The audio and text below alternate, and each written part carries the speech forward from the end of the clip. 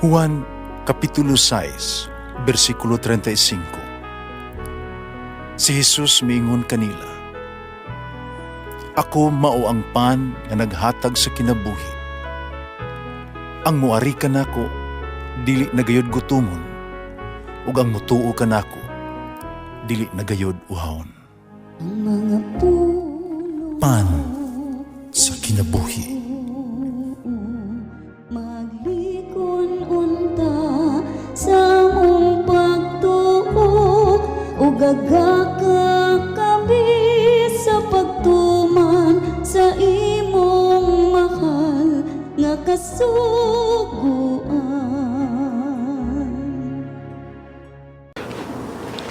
Ang ginumana kaninyo, Santo sa Ebanghelyo sumala ni San Juan.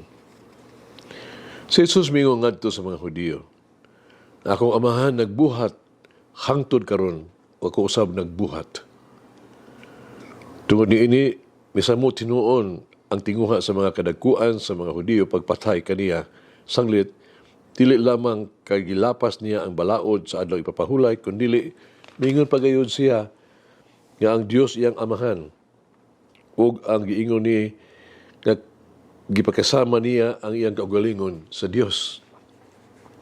Musa mitubag si Jesus kanila, "Sultihan ko kamo, ang anak walay mahimo sa iyang kaugalingon. Nagbuhat lamang siya sa nakita niya nga gibuhat sa iyang amahan. Ang gibuhat sa amahan, gibuhat usab sa anak. Kaya ang amahan nahigugma sa anak, kung napakita ngadto sa anak sa tanan nga iyang gibuhat.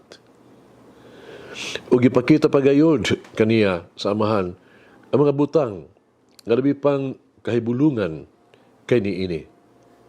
Ug nahibulong kamong tanan sa ingon nga banahawon sa amahan ang mga patay, hatagag kinabuhi. Banahawon usab sa anak ug hatagag kinabuhi ang buot niyang banahawon.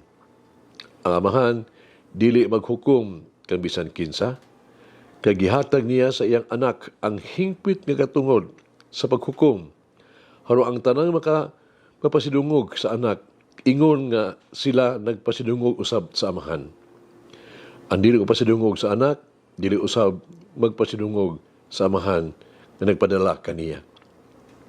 Sultihan ko kamo, ang umati sa akong gisulti ug mutuo kaniya na nagpadala kanako, may kinabuhing dayon. Siya dili silutan, kanakalatas naman siya gikan sa kamatayon ngadto sa kinabuhi. Sultihan ko kamo, taliabot ang panahon ug kini miabot na ang anak, ang mga patay magkabati sa tingog sa anak sa Dios ug mabuhi ang magpatalinghog niini. Ingong ang amahan mao ang tinubdan sa kinabuhi, gihimo usab niya ang iyang anak nga tinubdan sa kinabuhi. Ang iyang gihatagan ang anak ug katungod sa pagsilot kay siya mauman ang anak sa tao. Ayaw mo kay bulong niini, kay moabot ang panahon na makadungog ang inyong tingog ang tanang mga patay nga naa sa lubnganan ug manggula silang lubnganan. Katong maayog binuhatan, mabanhaw o mabuhi. Kadtong daotag binuhatan, mabanhaw apan silutan. Wala ko mahimo sa akong kaugalingon, naghukom lamang ako sumala sa isulti sa Dios kanako. Busa ang akong hukom matarong, kawala man ako magtinguha pagbuhat sa kuang kabubuton, kundili sa kabubuton sa nagpadala kanako." Ang Ebanghelyo sa Ginoo.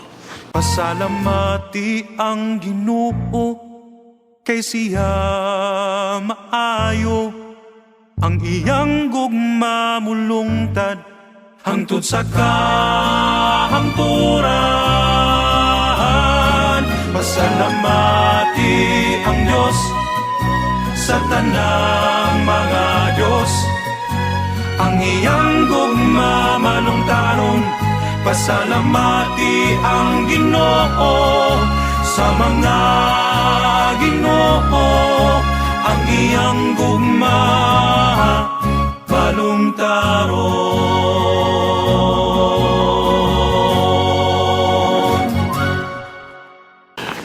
Ang Diyos kanunay nga nagtrabaho, nagbuhat. Kasagaran atong makita ang atong kinabuhi isip usa ka gasa o usa ka panalangin. Kita ganahan magpuyo og bugos biya nga kinabuhi, fulfilled life. Mao nga gusto natong magpuyo nga malipayon nga kinabuhi. Sa pagkasulti, gusto natong magkinabuhi nga hingpit, fulfilled. Gusto nato nga magkinabuhi sa paagi nga ato ang makaplagan ang kahulugan sa tanang butang nga gihatag o gipangayo sa Ginoo kanato nga makonektar kanato ang sinugdanan, no? The root sa atong tumong sa ato ang kinabuhi. Kinabuhi dili kanunay nga sayon. Busa kita nalipay nga si Jesus nagsulti kanato nga ang Dios kanunay naglihok, nagbuhat aron kita mulampo sa ato ang kinabuhi. Si Jesus nagsulti ni ining paagiha tungod kay mao kini ang iyang kamatuoran sa iyang kinabuhi. Nagpuyo siya uban sa Dios sa iyang amahan ug kanunay niyang gituman ang kabubuton sa iyang amahan. Busa ang buhat sa Dios, makita diha sa kinabuhi ni Jesus. Kini nagbag-o ug adunay epekto sa natong mga tao.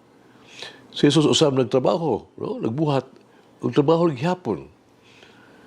Gituman niya ang gibabuhat sa iyang amahan sama sa paghatag sa amahan sa kahigpitan sa kinabuhi sa tanan. Bisan human sa kamatayon, mao nga si Jesus nagmugna usab og mga kondisyon alang sa kinabuhi nga motubo ngadto sa hupngan, the summit ng kinabuhi, life. Mao nga bisan kinsa og patalinghog pumpa siya ang akong ngalan pulong pa ni Jesus, nagtuo kaniya nga nagpadala kanako may kinabuhing dayon. Dili siya hukman sa silot, no, kundi pinaagi naggikan sa kamatayon ngadto sa kinabuhi. Mas importante alang kanato sa pagpuyo sa hingpit nga kinabuhi sa pag-abli sa tuang kaugalingon niini nga mensahe. Busa una og labaw sa tanan, hatagan nato og luna ang buluhaton sa Dios. Sama sa kibuhat ni Jesus, atong tugutan ang atong kaugalingon nga magiyahan niya ngadto sa usa ka sa buhi nga pagbinayloay, ngadto sa usa ka hingpit nga pagig-uban sa amahan ug ingon tugutan ang ato ang kinabuhi nga matultulan ngadto sa iyang kahingpitan. Mayson mag-ampo kita. Higumaon nga Dios, itugyan ko kanimo kining umaabot nga panahon sa Kwaresma. Hangyoon ko ikaw nga ipakita kanako kung unsa ang gikinahanglan akong talikdan, kung unsa ang gikinahanglan akong ipunting. Idanag ang imong higumaong kahayag sa mangitnit nga bahin sa akong kasing-kasing o magdala og bag-ong kinabuhi, bag-ong paglaom o bag-ong nga posibilidad. Tabangi ako sa paglakaw nga mas duol uban ni Jesus aron mahibaw-an nako nga ang gugma, ang gigugma ko pag-ayo o pagpaambit sa iyang paggugma sa uban. Amen. Mama Mary, help me to trust in God's love, never failing love. Walang ina ng Diyos magagahom sa tanan, Amahan, Anak, Espiritu Santo. Amen. May the Lord of the divine mercy bless us all, heal us from all diseases and suffering. Ayun unta niya kita, tanang mga sakit na sa lawas o sa kalag, body and soul. In the name of the Father, the Son, and of the Holy Spirit. Jesus, I trust in you. Amen. Whoever eats the bread of life will never hunger, says the Lord. Kay galaan inyong nabati ang pagpaambit ug hamubong pamalandong sa pulong sa Dios pinaagi sa tulumanon. Pan sa kinabuhi nga gidumala ni Monsignor Daddy Silva. Hangtod na usab sa sunod higayon, daghang salamat. The bread of life.